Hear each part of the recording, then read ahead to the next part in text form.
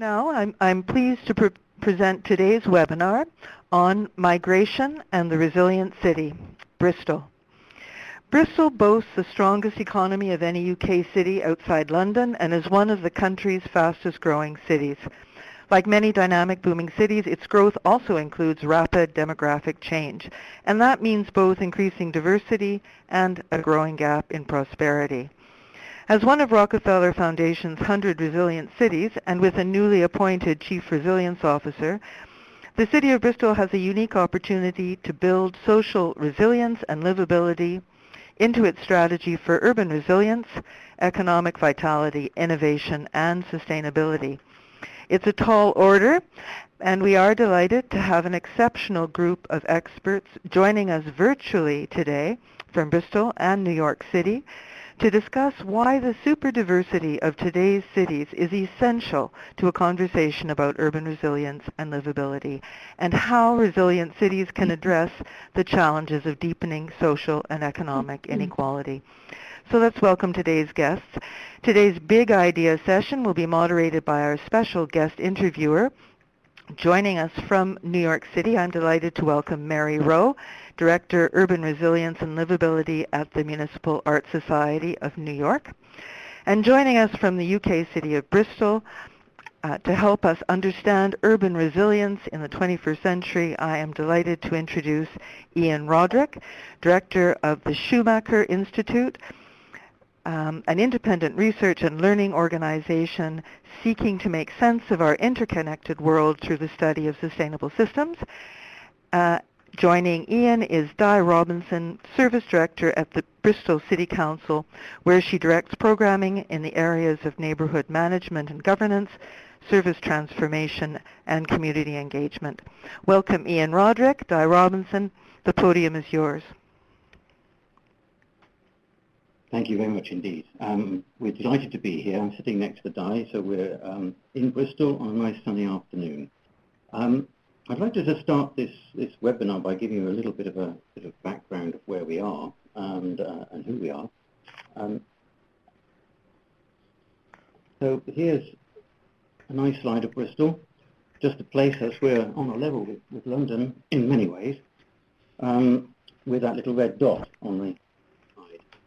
A rich history, not altogether savoury. We have slavery, tobacco, sugar, alcohol, and armaments in our in our past, and we're also one of the main centres for early industrialisation. We've got a very rich present as well, which I like to think is a huge asset. Makes us one of the fastest growing cities in the UK.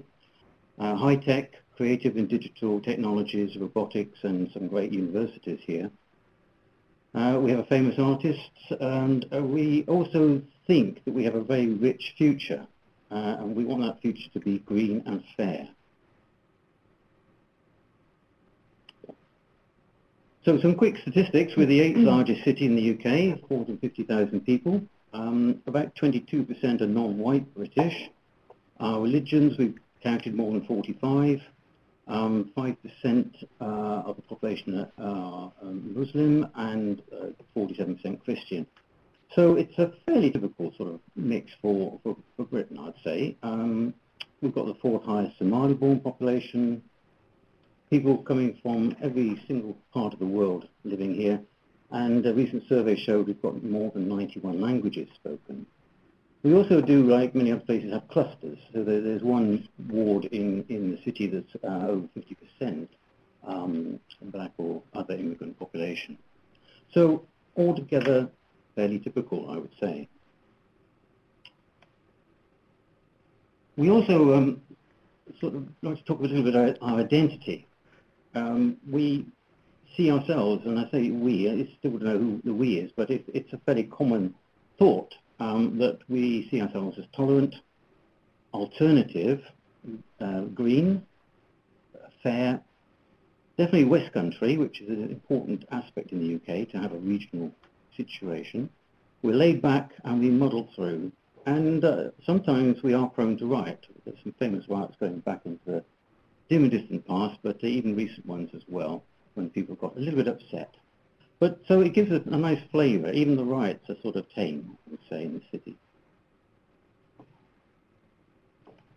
So in terms of the national mood, this picture from Bristol's artist Banksy, I think, is quite pertinent, really. That it lasted only a few days on the wall on a seaside town on the east of England, when it was scrubbed off by basically being branded as racist.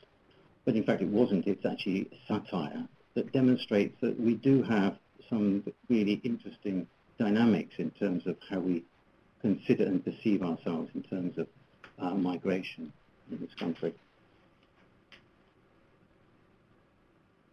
So our concerns, yeah, at a national level, a lot of people think Britain's full up. Much too much pressure on the existing services, health, transport and education. And it's quite definitely one of the major issues in the up-and-coming election, which has led to some racist undertones. So altogether, migration is delicate and sensitive, particularly at the moment in this country. And that is just common to Bristol as well as it is to all parts of the UK. The current Bristol context we have here is that we've been working for quite a large number of years to make the city green and actually improve livelihoods for everybody here, all the residents. We've had a partnership of businesses and other organisations all trying to work towards a green capital, and that's culminated in the council being awarded the European Green Capital for 2015. So we've got a very exciting year of events and other things happening to celebrate that, and in many ways to be a launch pad for the next stage of trying to become even greener. At the same time, we've also managed, I say we, the City Council, have actually been chosen as part of the Rockefeller network to be one of the 100 resilient cities. And within that, we've also had a lot of grassroots action as well to sort of try to work on the ideas of resilience as part of the greening of the capital. To go into a little bit of the sort of theory now behind it, some of the issues that come up when you talk about resilience can be broken down very roughly, and this is very crude, into sort of two categories. There's the hard side of things, where we're looking at the infrastructure and we're looking at how to react to emergencies and all of the things that you can actually start to fix in a sense by an engineering approach to things. I like to call this a sort of hard dimension. And the other side is the soft, where we're dealing very much with people, relationships, how to make sure people are involved in discussions. We're looking at the tensions and conflicts that arise in communities. And we're looking in a certain sense at some of the drivers behind problems that might arise, some of the shocks that might develop in our systems. So hard and soft dimension is an important one, but what I feel that to a large extent Bristol's grabs hold of the idea is that you have to blend these together. You need both a good, strong top-down approach where the hard issues are brought out, but they need to be met by a grassroots bottom-up approach that looks at how to blend these approaches. So I think that's a very important aspect of what we're trying to do here.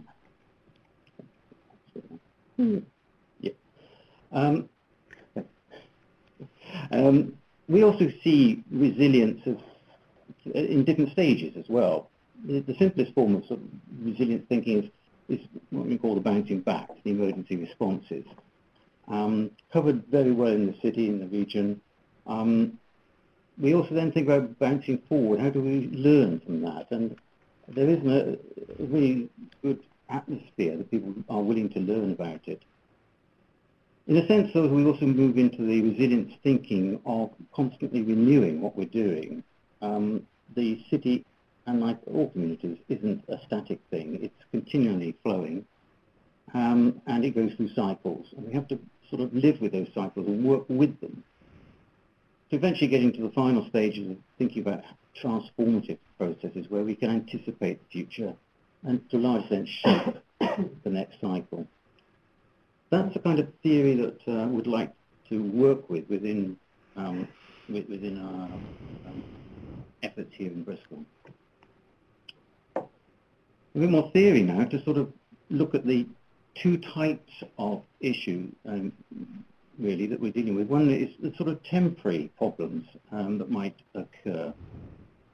Extreme weather would be a good example of this. We are prone occasionally to some bad storms here in the UK. We would expect to recover quickly from them, and we would get back to where we fall. The expectation in this is that people are willing, in those situations, to sacrifice and to help others to cooperate a great deal. We rally round. The other type is where things are creeping up and they are slowly changing to basically present longer-term permanent changes which are detrimental to the city. You can see some things like youth unemployment, income squeezes and debt burdens all sort of beginning to put more and more pressure on people. And when you get to a sort of tipping point with these, you may be slipping into states where people aren't expecting to recover from them. They start to see this as the new normal. And in these situations where you aren't able to see a way back, social order can break down, authority becomes under threat, and this is where communities are marginalised and ethnic tensions arise. So I think there's a great awareness that there's different types of problem to deal with within resilience. In terms of how that would affect minority groups, in many ways perception is much more important than truth. The myths are the real facts you have to work with.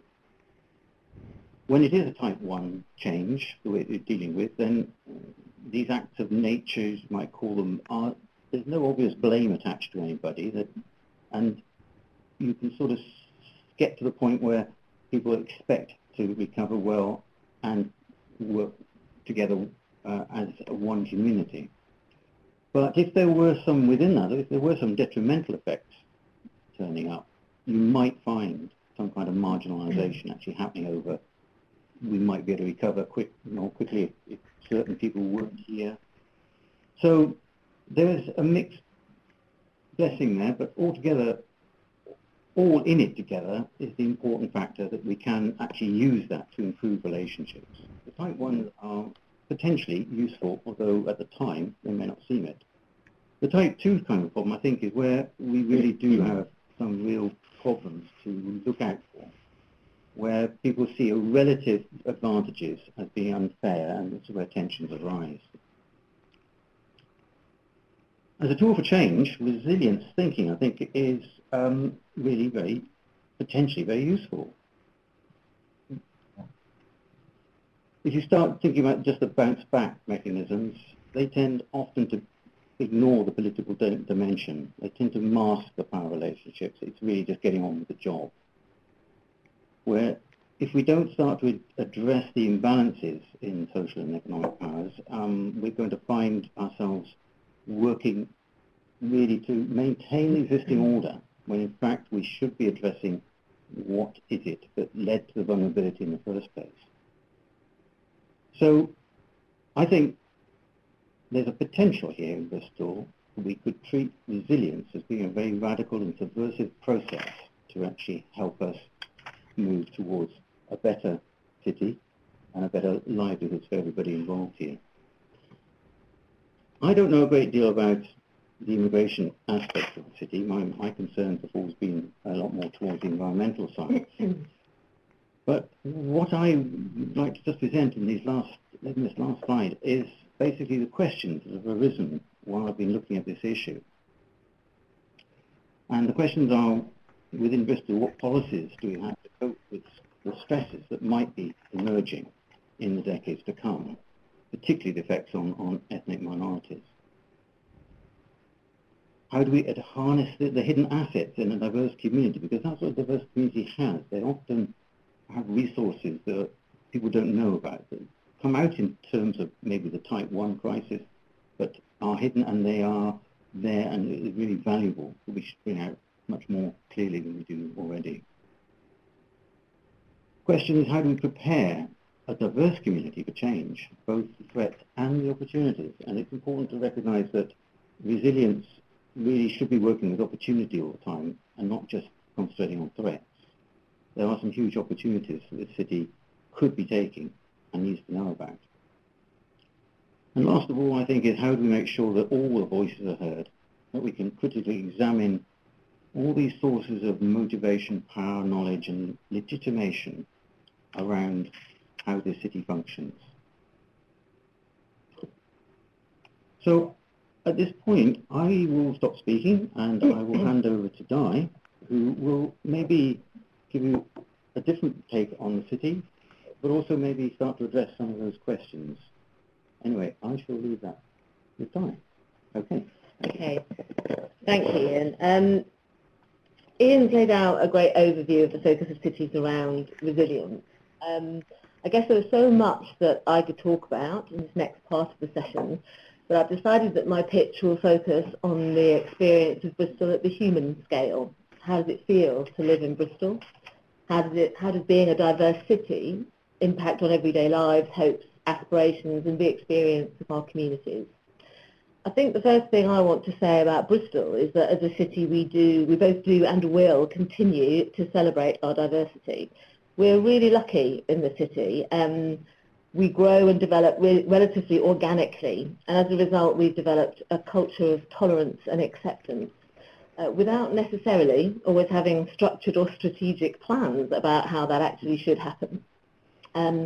This is a massive testament really to the citizens of the city, how people live, our ability to welcome and support change instinctively, and also to the newer migrants in our city who bring with them such a wealth of talent, energy and determination into the mix of our diverse society.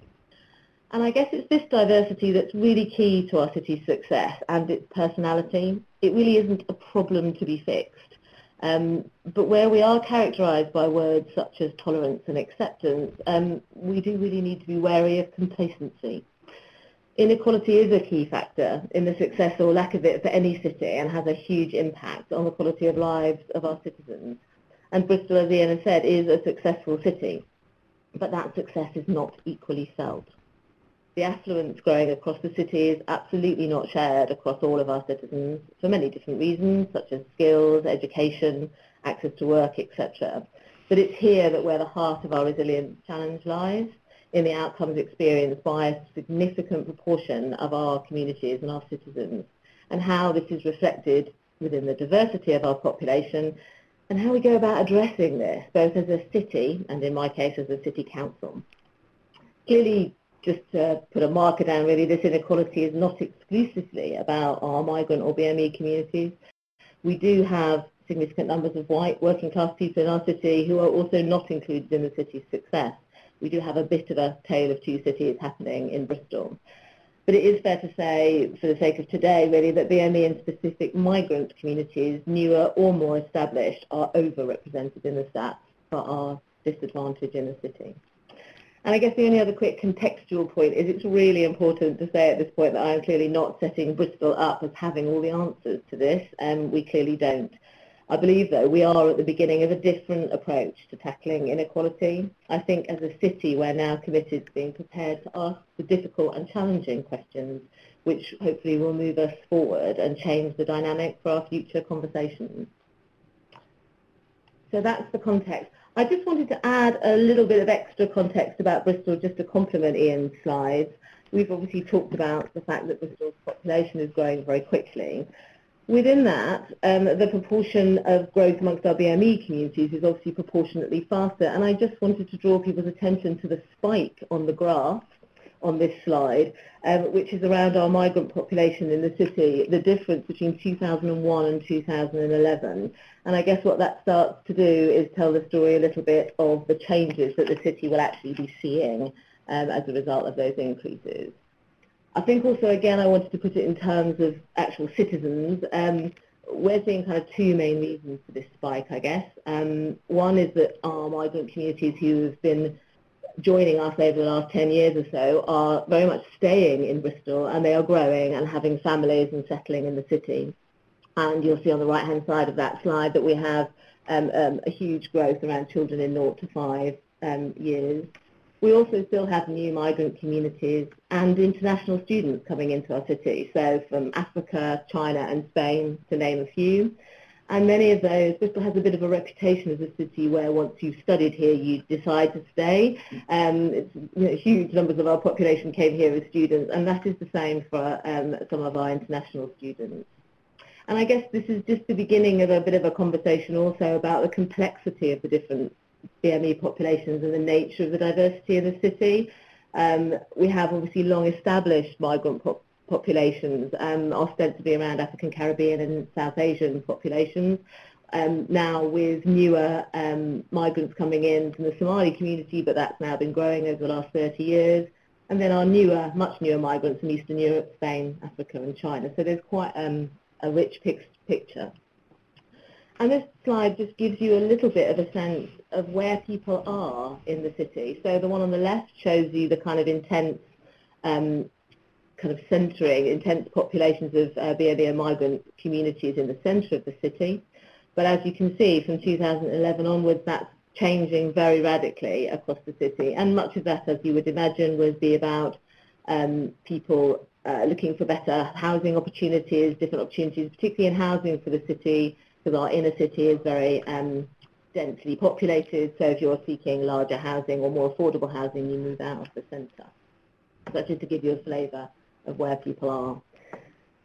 So in terms of reflecting on some of the questions Ian raised in his presentation, I just wanted to frame Bristol's perspective deliberately, both as challenges and opportunities. I genuinely believe where the challenge sits, so does the opportunity, and vice versa. I won't read through all of these on the basis that we're relatively short of time, but I suppose I wanted to pick a couple of them out, and then I'm hoping to draw some parallels with some examples of practice in the next slide. So one of the ones for me that is really important is the one about how we create new spaces for conversations about the sources of social, economic inequality, and around motivation, power, knowledge and representation. And for me, this is in part about how we get away from reinventing the same debate over and over again and repeating more of the same. There is a real danger as we start to try and tackle some of these new challenges and exploring the opportunities that we get very trapped into a set of already undermined or restricted relationships or constructs, which tend to mean each time we try to have a new conversation about how we want to work with these new challenges and opportunities, we very swiftly end up in our old tram lines, in the old power dynamics, and start to go round in circles. And that starts to create deep frustration both within communities who are seeking change and a different place around society and in the conversation, but also institutions who find it then increasingly tricky to actually have that conversation and be successful. And that will tend to create some withdrawal from the debate. So I think it's a really important piece. And again, I hope to pick up a bit of practice at the next slide. I would also pick out from this one the connecting up of core planning strategies around the socioeconomic needs and impacts and the benefits for our diverse population. Clearly, we do have strategies that look at population growth in the city, the needs that this generates, and how we would respond to it on a citywide level, for example, through housing strategies or economic growth strategies.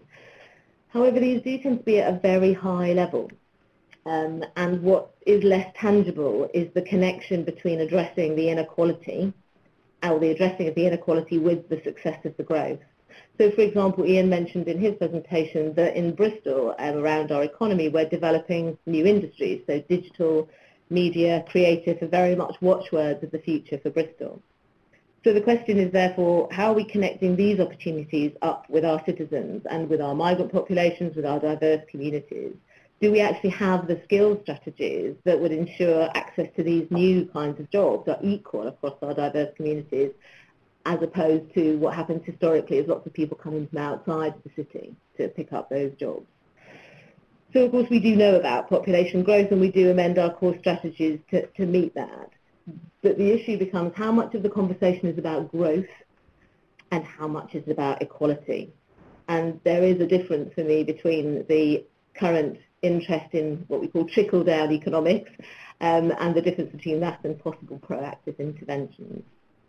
In terms of that slide, I just also would probably just pick up the last one in particular around how we foster the right conditions to ensure that diverse communities are increasingly represented in positions of power, both in civic structures, businesses, culture, etc.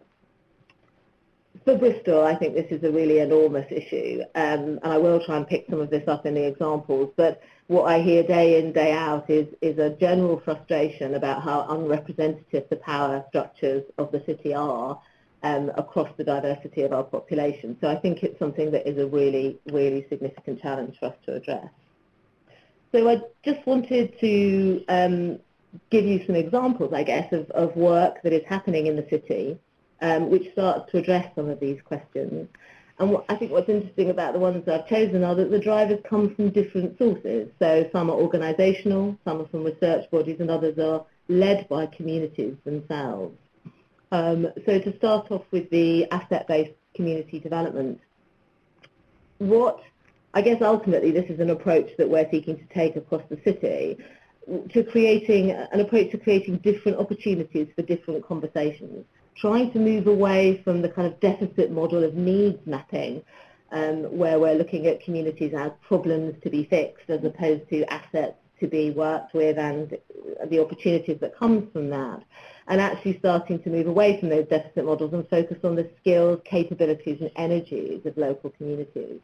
So one of the things I'm looking at the moment with colleagues across our voluntary sector, communities themselves and other public sector institutions is to look at how do we start to sort of exploit this approach across the city and all have at least a common understanding that every individual and every community has a part to play and a stake in the city and should be valued in that.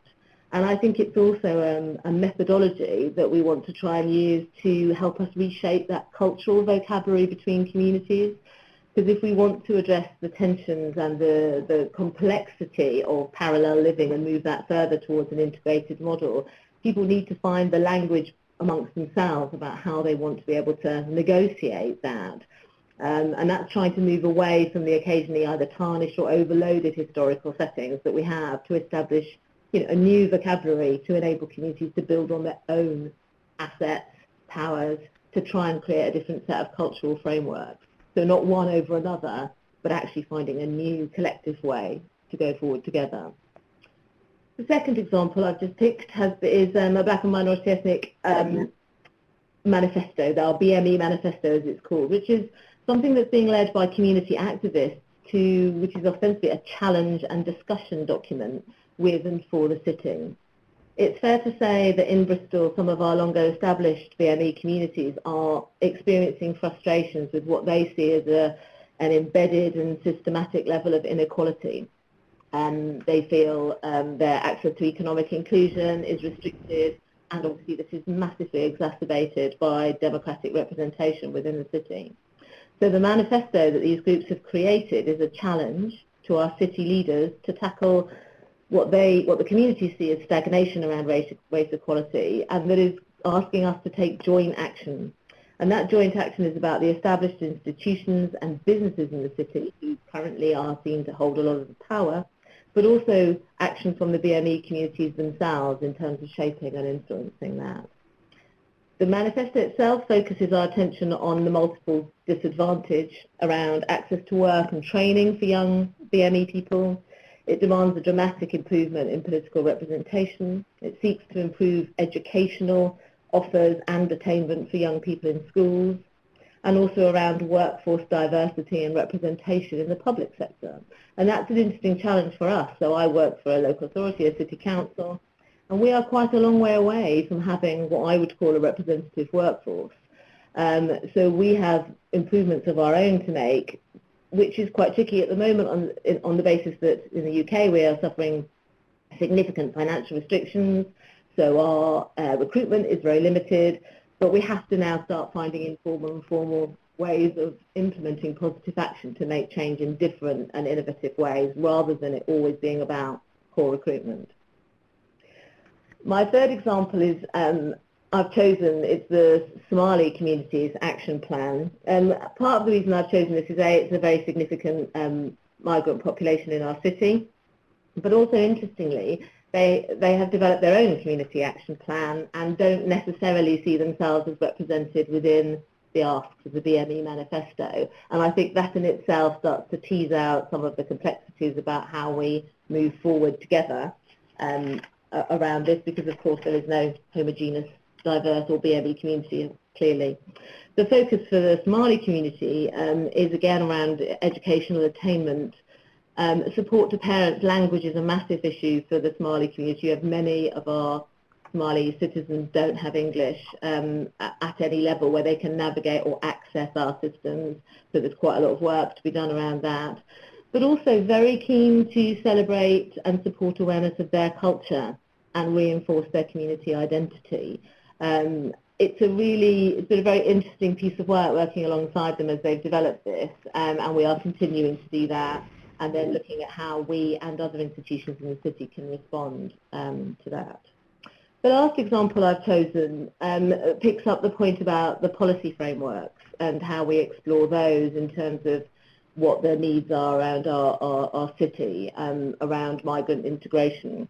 And at the moment, we're doing a piece of work with Compass Research Facility as part of Oxford University, and they're looking around the policy dynamic of migrant integration policies, particularly focused on social inclusion and education. And they're comparing a number of UK and other European cities, Poland, Spain, etc., and France. What they are testing is whether or not the collective we, should have separate policies addressing key migration-related issues, or whether or not we can be embedding the need to address particular requirements within mainstream policy frameworks. And at the moment, it's just quite early days for their research at the minute, and they've just been going to each of these individual cities. So we're going to do some joint work with France in the next few weeks to see how that starts to roll out and how different we are. But what that's done for Bristol is all mainstream, so we don't have any specific migrant integration policies at all. And that's back to my point about growing organically, the acceptance and the tolerance. The question is that enough, and is that working well enough for our communities? So we found some fantastic pockets of practice amongst our primary schools, where the demographic of pupils has changed very radically over the last few years. But a lot of that is actually still set in a framework of mainstreamed policy or governance within the schools, as opposed to a citywide approach around education. So watch this space on that one, because we're not sure how that's going to turn out. So I just wanted to finish, really. Ian's referred to Bristol City as now being one of Rockefeller's 100 Resilience Cities network. And it is clearly a fantastic opportunity for us to start asking some different questions and to support that developing thinking about how we tackle inequality in the city. In Bristol, our focus for our resilience bid for the Rockefeller piece of work was very much about working on the human scale of the resilience challenge. We really want to challenge our established ways of doing things, and we want to recognise the need for those new and different conversations to explore how we support and enable the development of the real assets of our city, which is clearly our citizens, and how we support citizens to be both reflective, resourceful, inclusive and strong. So we want to change our resilience challenge, as I said there, into a resilience dividend, and to quote Judith Rodin, who recently came to Bristol to help us launch our resilient city, we want to be able to fail more safely and rebound more quickly in the future. Thank you. Hi everyone, it's Mary Rowe here in New York City, and I just want to thank very much both Di and Ian for getting us cracking on this and giving us a good primer on the challenge of reconciling what I would say is a pretty profound one around how we define resilience and how we see these worlds of social resilience and environmental resilience and economic resilience being bridged. And I think it's tricky, and I feel we could see that pretty clearly in the two presentations that these folks just generously shared with us.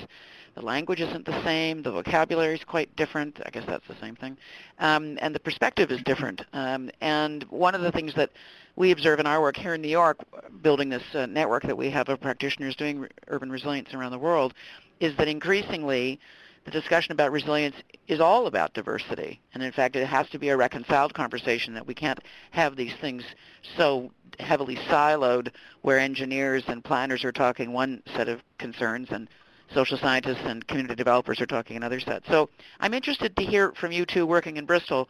Talk to me about the tensions you observe and the kinds of challenges that you're experiencing in taking resilience out into this broader discussion to include everybody.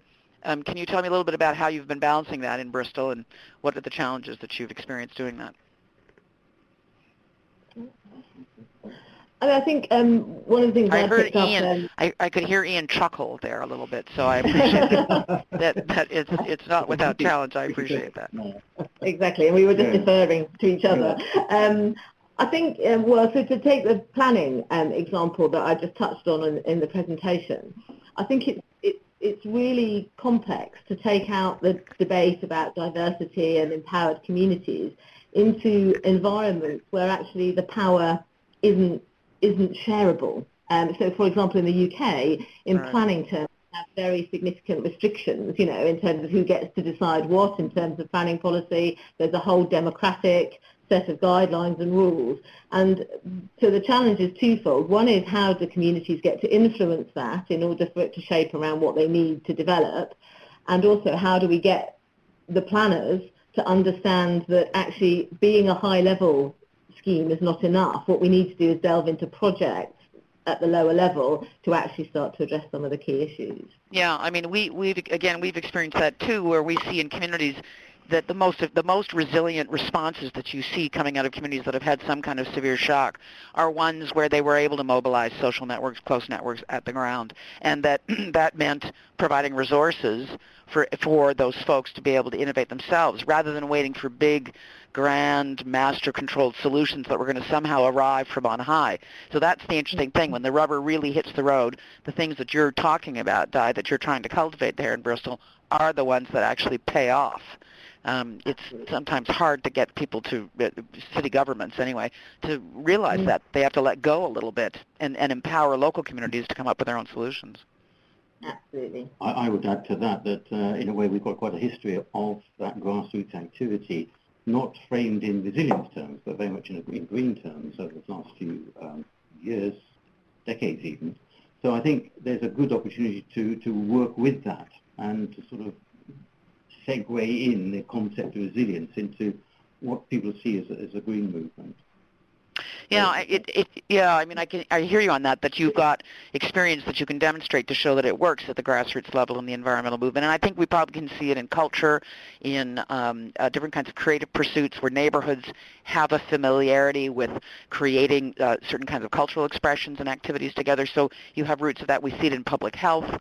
When I think the authorities in most cities around the world are recognizing this, that public health is most effectively administered at the hyperlocal level so that it can be tailored to the particular needs.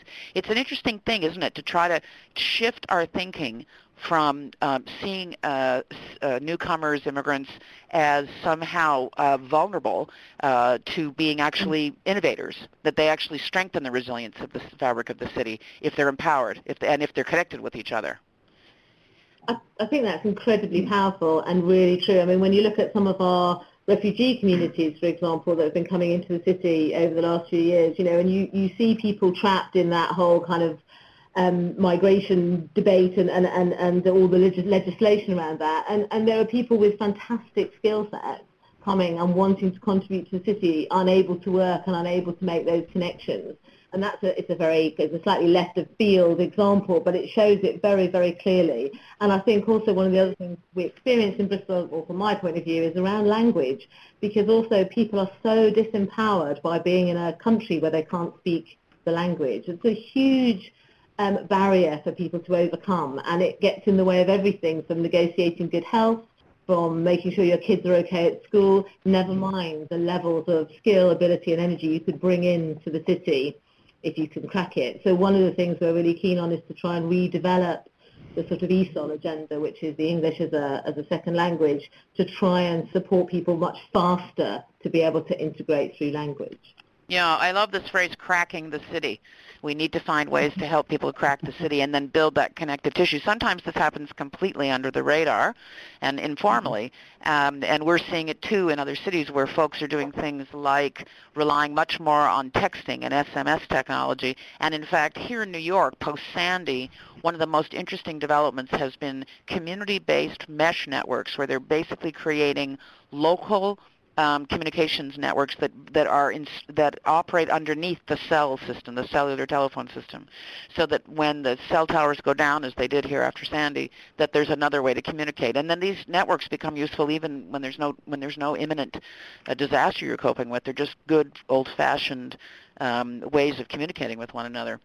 So talk to us a little bit more about this bridging that you're trying to do, and how are you going to know that you've been successful in Bristol? How will you be able to show the world?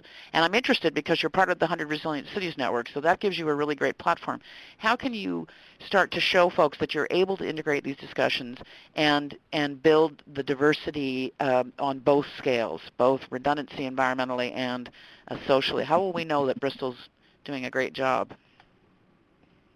That's posing a really difficult question, isn't it? Measurement of this kind of quality is so difficult. For me, at the end of the day, it's down to some sense that the citizens of the city will one day believe that those who can make changes are working towards increasing resilience and actually doing it. But how do you get to sort of say what level of belief there is in a city?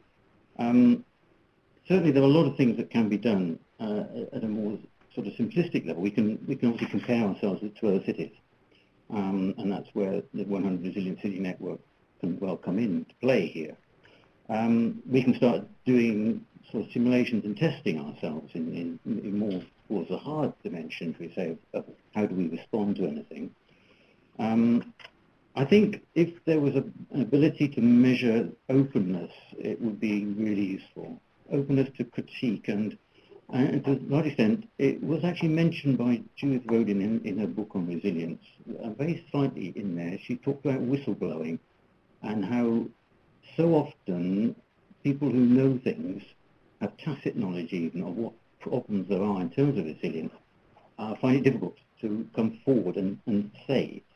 The peer pressure and all kinds of pressures make people keep their mouths shut. So I think if we could have some measure of how open we are to listening to people, that would be a great way of saying we are successful in building resilience. Like a trust, we need a trust index or something. Some kind of a measure that tells us that. And the thing that's interesting is there are different levels of it. So you can have trust within a certain community that may be fairly homogeneous, and they may have trust amongst themselves, but then how do you get it to be that bridging capital piece to get it? I would think, Di, that's something that you're really focusing on, is the way to create connective tissue between the communities, the settlement communities that you're dealing with in Bristol. Am I right? Yeah, I think that's really important, because it's something about, I feel like I view the resilience from a community point of view as almost like building a mesh across the city, and they may not be really hard and fast connections, but they can stretch and flex, and people know each other for different reasons and through different lenses, and I'm really interested in how we do that. And I think one of the things I'm trying to do with the neighbourhood governance programme is support communities to learn from each other's experience of trying to engage with that, and almost like teach each other what works, what are the tricks of the trade, what's good, what isn't good, what's worked for them. Sometimes that can be really tough because communities don't always want to hear other communities' tales. Bristol's quite interesting around that sometimes. It's sometimes quite difficult. But once you break that down, I think the perseverance to break down that barrier is really important. And I think then people do start to kind of feed each other's networks. And I suppose I wanted to pick up Ian's point about openness to critique. I certainly, I've lived in Bristol for quite a long time. I've worked here for about 5 years. I've never seen really a local authority being prepared to write what we call like a governance document, like a corporate plan, that actually finally acknowledges that there are some difficulties in the city, there are some challenges. We do have a tale of two cities. And for the first time ever, we've been in a position to actually write that down, name it, and that has opened for me personally in my work, and all of the different things I'm exploring has thrown open the doors and windows to behave and to work around and to test out lots of different things, and to really start taking some risks about how we start to do this. And it's back to my point about different kinds of communication and different kinds of conversations, and I guess that's where the asset-based work both picks up your point, Mary, about connecting up communities and creating a different dialogue between people, which they invent themselves to address whatever the resilience issue is they're looking at, whether that's at individual, family, street, community or city level. But it also opens out our abilities as institutions to work in a much more creative and less buttoned up sort of way. Mm-hmm. I love the scales you just described, it works from the household up to the district level, which is, I think, another thing, the reason I like the term resilience, because it works at all scales. You can have a resilient family, household, neighborhood, block, and if we just get back to focusing on those basic skills. So we've got this notion of an open, resilient mesh that exists in the city, and overlay. And I think to have folks like you two engaged in this conversation, so that it's not that resilience isn't just relegated to being just what city governments do. I think the role of civil society is so critical to this, and we're witnessing that again and again and again in cities that have these extraordinary challenges. So I think we are ready to move it now to Kim, who's going to go to the floor and ask some general questions from participants, and we'll come back and have a conversation amongst us if there's a moment, but I bet there won't be. So thanks, folks. I'm so glad to hear about the Bristol experience, and look forward to weaving you into our ongoing global conversations over here at MES Cities program as well. Over to you, Kim. Oh, thank you, Mary. Thank you, Di, Ian, for showing us, for giving us a tremendous presentation, giving us some very important ideas to think about when we're thinking about how to build inclusion into this formula for urban resilience, for future-proofing our cities. I hope everyone's learned as much as we have. We do have, we've concluded the formal part of our presentation now, but we have time for a few questions. And so I'm going to start with a question from a guest, unnamed guest, who wants to know more about Di's discussion on representation. She asks, mention was made of the inequality of representation on city councils, and she wants to know, is this a problem that Bristol tries to compensate for at its committees of council or at the administrative level? So a little more information about how Bristol is addressing that particular challenge. Okay, over the years there have been a number of different initiatives to try and address the lack of BME representation, particularly in the UK. It works at local council level, which is the level that I operate at. We have a full council of elected members who represent different parts of the city and come together, obviously, in a single council administration. And I think what we've had historically is 1, 2 or 3 out of 70 people coming from diverse backgrounds. So there have been a number of initiatives, as I say. One was called Operation Black Vote, which you could look up, which was led out of London but countrywide, which was basically trying to encourage people to stand. And I think the bottom line with this is people need to stand for election, because no one's going to get voted in, unfortunately, if they're not there. So one of the arguments around the resilience is, how do you make sure there are pathways for people, where people feel welcomed in that environment, where we're introducing much younger people very early on into what a democratic system looks like and why it's of value and what might be of interest to them, and we start to kind of seed that at a much earlier level. But it is really difficult, and a lot of communities our diverse communities will look at the city council, which is predominantly white men, and there are quite a few women, but essentially they'll look at that and they'll say, well, where am I reflected in that? And so it is a really important issue, but one that we've tried a number of different things. Lots of people have tried a number of different things. The good news was the year before last, we had a mayoral election for our elected mayor, and actually the two lead candidates, one was a young BME man who's now the lead activist on the Black Manifesto. So it's quite interesting. There is a bubbling starting to happen, but it's a very tricky one for a council to address directly. It's really about fostering a much wider conversation in the city, I think. Yeah, isn't that interesting? We in fact admire very much the work of Operation Black Vote and have profiled them in the same space here at the Learning Exchange. Excellent work. And of course that diversity in leadership is something that can be represented through the boards of organizations, whether they be private or community sector. So there really is a role for institutions across the city to promote that kind of diversity in leadership that really does change the face of the kind of decision-making processes that are so important. So I have another question here. This time, someone would like to know how the City of Bristol has supported specific communities, for example, the Somali community, in achieving their goals and facilitating their own social inclusion. How do you support specific communities? There's a controversial question. Lots of different ways. I mean, from a city council point of view, we have some grant investment funds, which we try to support lots of different community organisations through.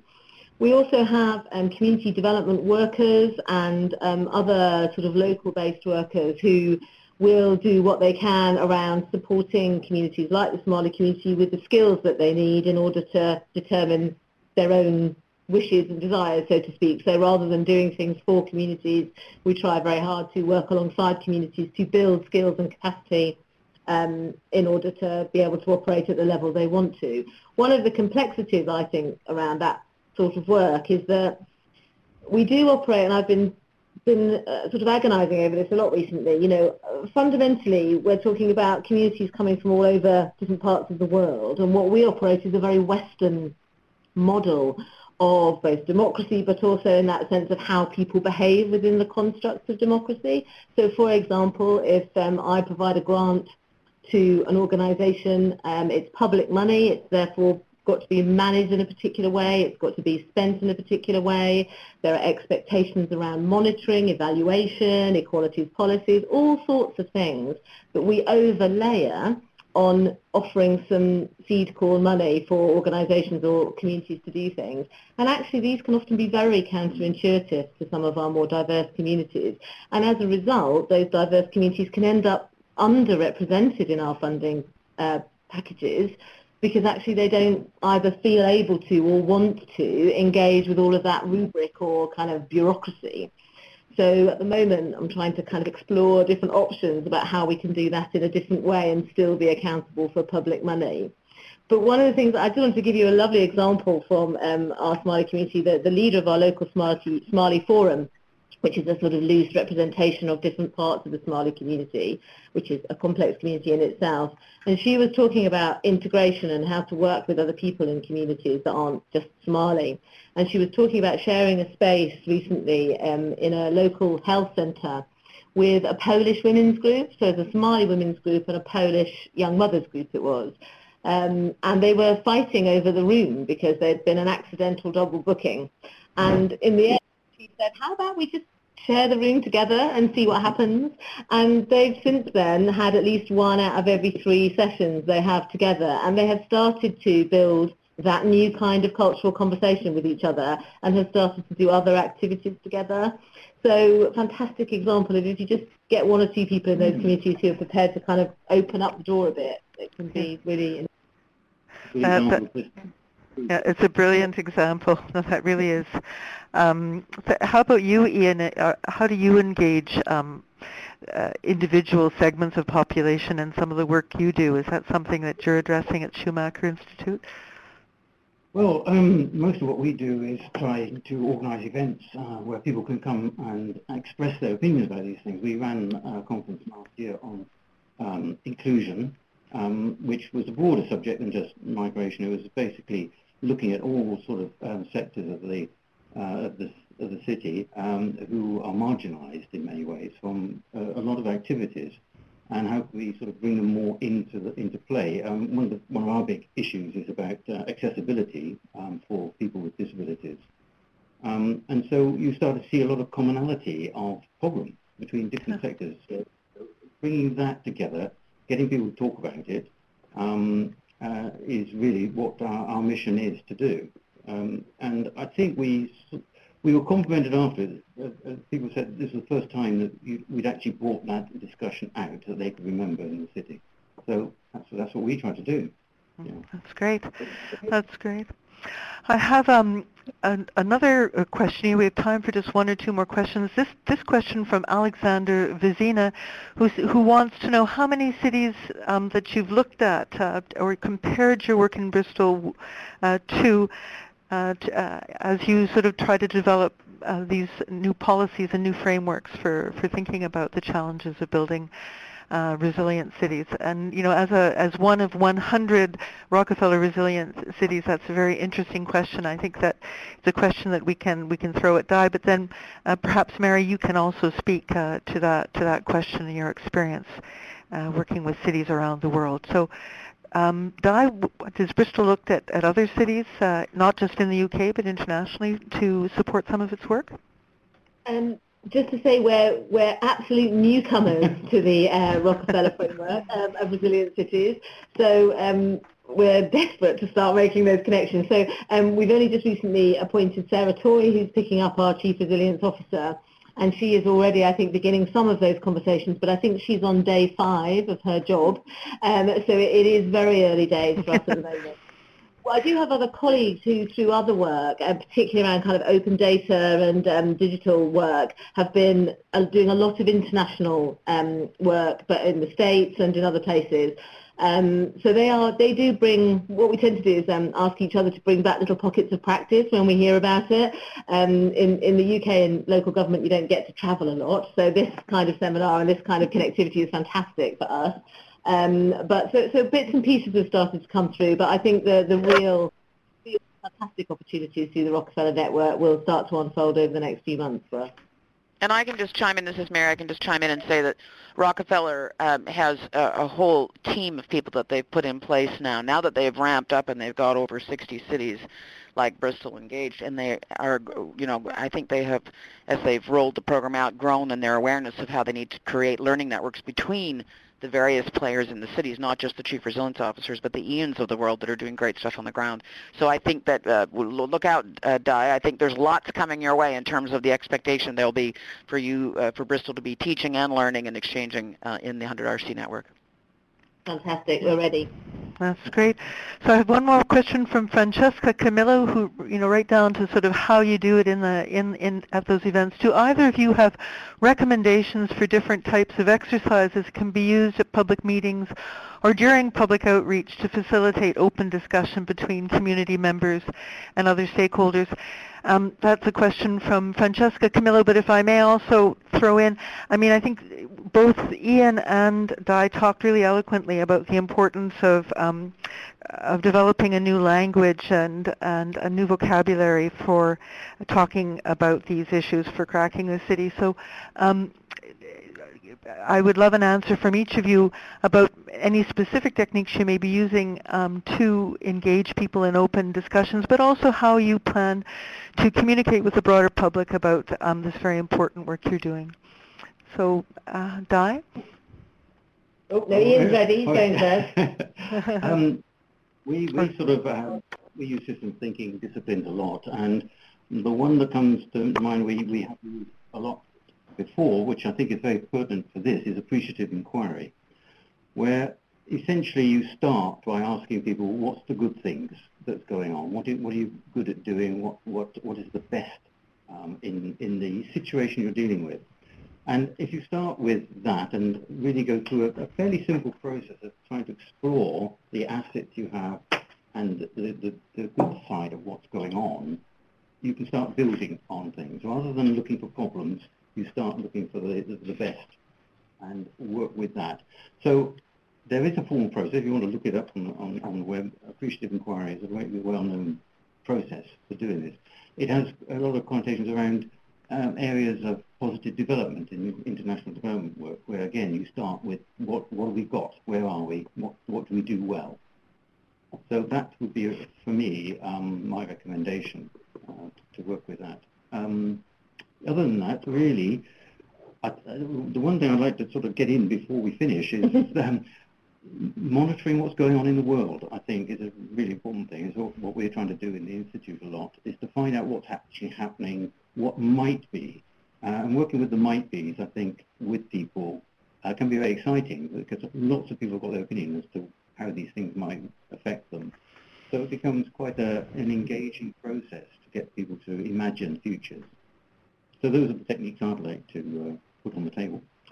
Okay, I guess just to add to that, really, I mean, I agree about the appreciative inquiry. I think that's a really helpful way forward and very much kind of ties in with the asset-based sort of approach. I guess the other thing we've used over time is a sort of open space sort of technique, which is much more about allowing communities and people that we're engaging with to determine their own subject matter. I think one of the things I've become more and more conscious of over the last couple of years is how easy it is as somebody in a role like mine and or people in the power dynamic in whatever setting to end up setting agendas in such a way that do exclude people, even though that is quite the opposite of what you're trying to achieve. So we go out and go, right, we're going to engage with all of our city now, and everyone just suddenly turns off completely. So there is very much something like using that open space approach where you have settings where people actually build the agenda within the setting and then lead their own discussions about that with their fellow community members to start developing ideas or thinking, but it doesn't necessarily have a beginning, middle and end, and it doesn't necessarily conform to a very particular sort of item from top down, if you like. So I think that's quite an important one. And I guess engaging in open discussion generally, it's a really interesting challenge. I mean, one of the things that we're trying to do is look at the kind of public narrative approach. So Ian referred to systems leadership. We're trying to build something across the city at the moment, initially through, well, kind of invited kind of public sector colleagues and or other people who are just interested in having different kinds of conversations and widening that out over time.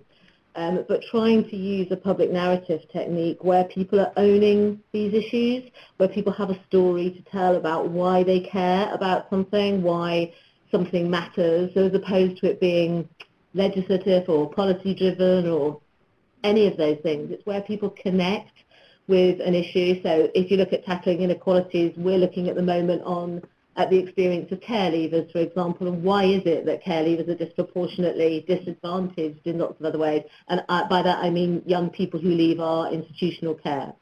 And so we're basically all trying to build our own narratives about why that matters. And having built that, it becomes part of our DNA as we move that forward. So public narrative is the technique that a number of practitioners use. So that's also a really useful one to have a bigger conversation sort of more at a city level. Oh, wonderful. I think why it matters, that's a great takeaway for all of us. I'm going to go to a final question before turning it back to Mary just to close. I have a question from Ramya Ramatan. She notes that Mary brought up the question of how do we know that we're making a change? Her question is related to that. She wants to know, does the Resilient Cities Initiative have a checkpoint framework, i.e. what sort of reporting assessment framework is in place? And she wonders whether Sarah Toy, the new Resilient Officer in Bristol, and her team will have a position specifically focusing on diversity and inclusion. So maybe we could start with Mary and then get Di to answer that question. So is there a reporting assessment framework in place to support the resiliency work? I can just jump in initially and say that I'm always anxious about these things because I worry that we don't want to start putting ourselves into a one-size-fits-all model. And that resilience, one of the good things about that concept is that we want communities to define resilience for themselves because communities have different experiences of risk and they have different sets of assets, as Di's been saying all along, that she wants an asset-based approach, and I'm totally with her on that.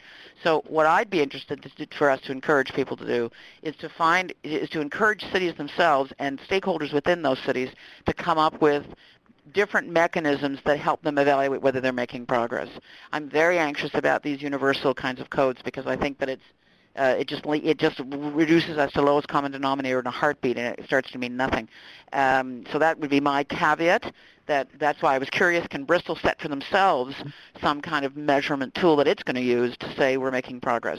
Here's how we're going to measure trust. Here's how we're going to say whether we're open or not. Here's how we're going to measure social inclusion. So I have some apprehension about universal solutions, but that's just me, cynical skeptic over here on the East Coast. I might just say it's not just you, Mary. I think, I think there's something that's really helpful about frameworks because they, in my view, they start to help you at least kind of shape some thinking, and it literally, if you treat it as a framework that's quite kind of soft and flexible, but just helps focus your mind a little bit, and then I think Mary's absolutely right, you have to create your own. I mean, I think Ian said in his presentation about being kind of, what was it, rebellious and subversive or something of that nature. So I'm all for that. And Bristol is really good at that, and we always have been. So we will continue to be, and already have set a different agenda by going in with really a social resilience as being our absolutely primary purpose of seeking to join the network. So I think you're absolutely right. We do have to start creating some of our own, but perhaps at least having the framework as a bit of a common language to get that conversation started, but then we have to build our own. Yeah, I would agree with that entirely. Looking at the sort of framework that's coming down through the Rockefeller process, we spent quite an exercise ourselves critiquing this, and we see that there's a lot of work to be done to build on that.